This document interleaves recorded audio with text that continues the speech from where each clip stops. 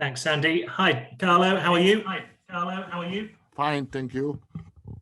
Good to hear. First of all, can you bring us up to date with the latest team news ahead of tomorrow's game, please? Team news, not available for sure. Dominic Calvert-Lewin and Gabaman. The others are all okay. They are going to train today. Pickford yesterday trained and it was okay. We check again today, and if he's available, he's going to play. And what of Alan as well? Is he in contention? Aslan is in conception. He is fit. He is good. He had the control on Monday, and the control was okay, so available to play. And on Dominic Calvert-Lewin, how long do you see him being unavailable for? I think it's a matter of days, and we hope that he will be available on Saturday. Well, that's good news for sure. Well, now you've had time to look back at that Fulham game. Is it one that you look back on with disappointment or frustration, or is it a case that this team has exceeded expectations to an extent that we in the media perhaps look at games like Fulham and expect you to win? So, as I said a lot of times, unpredictable season. The game that seems easier than others, it become more and more difficult. We had experience against Newcastle. We had experience against Fulham. It's this kind of season. We are not the only team that lost at home. This kind of games, United lost, Liverpool lost, and so the only team that didn't lose this kind of game was Manchester City. This is the game that we are going to play tomorrow. Of course, we are frustrated. We are disappointed. We lost opportunity to climb the table with this game, and we have to find another solution to try to have to get points. We don't have. I have to say we don't have a lot of chance against Man City, but we have chance. I don't know how many chance we have to fight and to try to win, but we have chance because usually this kind of win we did really well, and so I have confidence. Of course, yesterday was not a good day because we were disappointed, frustrated. Today is the day of the confidence of the belief, and I believe that we can play completely different game. Well, I have to say also that we didn't have. Go ahead. When you talk about trying to find a solution, how difficult is that against a team like Manchester City, who are on this unbelievable run at the moment and seem to be, as you say, that step above? We have to find a solution, try to prepare the right strategy to play against them. Of course, we have to defend. This is absolutely normal. And we have to use our chance, our quality to play an efficient football. I think that we have to play, I don't know. So I know that we have to play with efficiency when we have the ball. Most of the time, City are going to have the ball, but sometimes I think that we have to use quality when the time that we have the ball. And a final question from me, if I can, Carlo. In your opinion, what are Manchester City and Pep Guardiola doing differently over this run of 16 games? Because they've played without strikers, they've won the game. Kevin De Bruyne, arguably their best player, has been injured. They still win the game. So what's changed with them? I think that the results coming from the quality of the player, from the organization of the team, for the fact that Guardiola is working on with this team for a long time. And so they have a lot of confidence in this moment. They have a real clear idea of football. And so it's not only one thing. There are a lot of things all together that means that is really Man City is really top team. Is the first candidate to win for sure. Thank you, Carlo. Stephen from Premier League Productions, please. Carlo, just wanted to go back to Dominic Calvert-Lewin briefly. How important is he to the way that you play, and how difficult will it be for you to play in your preferred way without him against a team as strong as Manchester City? Calvert-Lewin is really important because give us the opportunity to play in different way, because we can play long ball. Without him, we lose some opportunities to play. But I have to say that we played really well again without him also. We played really well against Wolves when we were without Richarlison, when we were without Calvert-Lewin. And so I'm not worried for the players that are not going to play. I have to be worried for the players that are going to play tomorrow. I know you've spoken about your excellent home form in the past this season, Carlo. How concerned are you about the home form and the impact it might have on your ability to finish in the top six?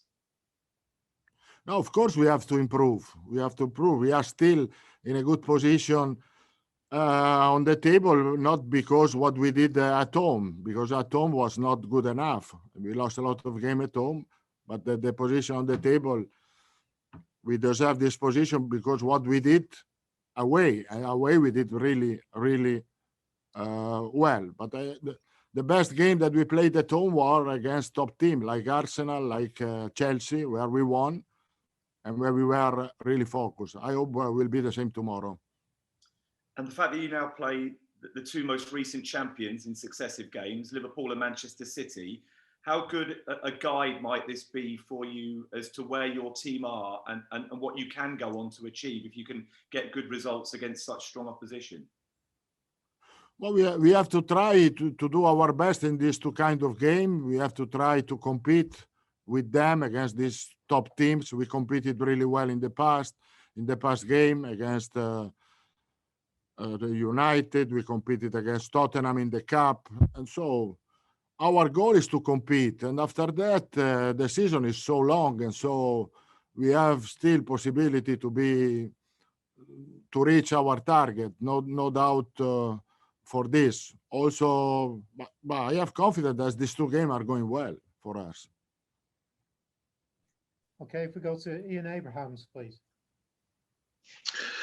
Hi, Carlo. How are you? I'm fine. Thank you. Good. I spoke the other day to Mikel Arteta at Arsenal. You and he took charge at Arsenal and Everton at, I think that's exactly the same weekend, just over a year ago. He says that it's still taking time to change Arsenal and move Arsenal into what he wants. Can I ask you if it's the same at Everton with you, if the pace of change has been as quick as you would have liked or how you expected? I think that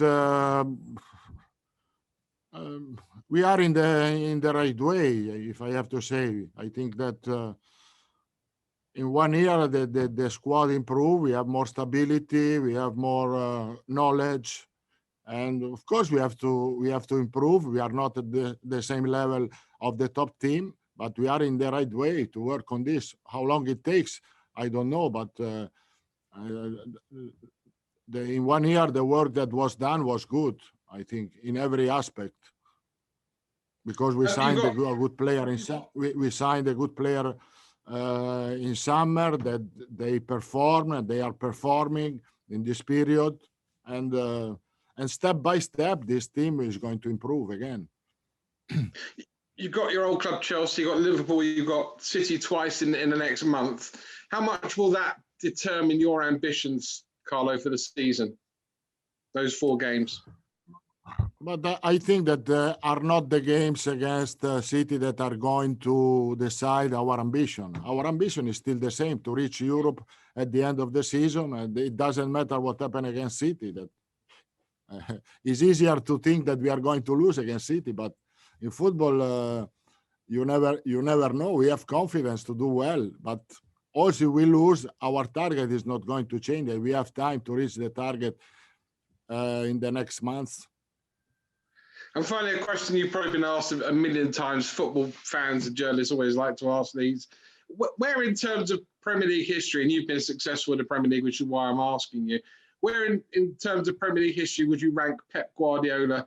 Would you think he's one of the top coach we've had, or would you put him just below Sir Alex Ferguson? Where would you put him? It's really difficult to compare. I can judge the work that Guardiola is doing. I can judge the work that the Guardiola did. I can judge his style of play, how he managed the teams. I think for what he did and for what he's doing, he can be considered one of the best managers in the world. This is no doubt for this. I have a lot of respect of what he's able to do with his team, what he did in Man City, what he did in Bayern, what he did in Barcelona. So he doesn't have to. I think he reached the top without doubt. Mike Hughes, Radio Merseyside.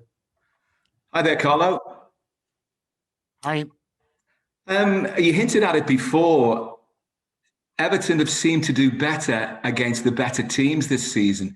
Do you think that possibly the burden of expectation when you're coming up against the perceived lesser teams is something that weighs heavy on the shoulders of the players? Because, you know, the matches where you could have made progress and got into the top four or moved higher up the table, it just hasn't happened for you, not just with the result, but with the performance as well.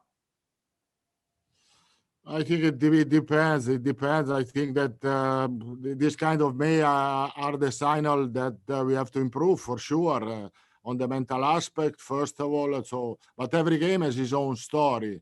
If against Newcastle, we said that we were our mental aspect was not good. To judge the game against Fulham, there was also the physical aspect that affected us. But all this kind of thing means that for sure we have to improve and we have to work hard to improve. And we know in this season more than any other that there's a necessity to rotate the squad, but defensively, that solidity that you've had appears to have gone missing recently. Do you think you have to balance the rotation of the squad with looking for more defensive stability again? Because the goals are beginning to go in with a bit too much regularity. But I think that the consistency that we had in before, I think it was determined by the strategy of the game. When we have to defend and when we think that and when we are forced to defend, we did well. When we decided to play an open game, it was more difficult to have balance. This was the reason, because in the last game, it's true, we conceded goal, but we wanted to play open games against United, against against Tottenham and against Fulham. We wanted to play an open game, and we had problem defensively. It's true that apart Fulham, we scored 8 goals against Tottenham and against United. And so tomorrow, I think that most of the part you have to defend. This is for sure, and I think that there we can have more consistency. Louis Restrepo, please. Hello, Carlo. Hi. Hello. Hi. How are you? Fine. We have seen James Rodriguez going out from the field with knocks in the last games and with problems, because of fouls and stuff. Do you think the referees are not protecting him enough, or the rivals are targeting him to knock him in the game in order to take him out from the game? No, I don't think so. I don't think so. It's the intensity of the game and the intensity of the Premier League. There are a lot of contact. Unfortunately, he suffered a contact against Fulham, but I think it was nothing wrong. It was a normal contact, and is available to play tomorrow. Well, what he can do then to try to avoid this kind of knocks, because he had one with John Joe Shelby, one with Fred, and now with Fulham, and he always ends up the game, like suffering. He has to improve in some way, or what he has to do? He has nothing to do. I don't know. To avoid contact is impossible in football. So if you want to avoid contact, you don't have to play football, but this is not the case.